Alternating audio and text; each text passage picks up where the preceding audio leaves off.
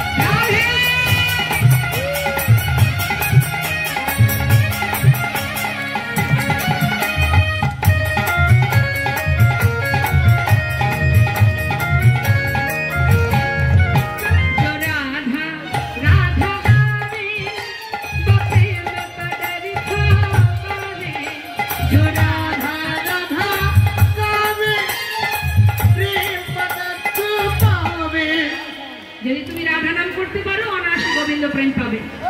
গোবিন্দের জন্য তোমাকে আলাদা করে কষ্ট করতে হবে না, বোঝা গেল? মানে একটার সঙ্গে একটা কি হয়, ফ্রি। যেমন কলগেটের সঙ্গে ব্রাশ ফ্রি, তেমন রাধার সঙ্গে গোবিন্দ ফ্রি। অর্থাৎ আশ্রয়টাকে ঠিকঠাক আশ্রয় করতে হবে, না হলে বিষয় পাওয়া যাবে না। কি বলছি?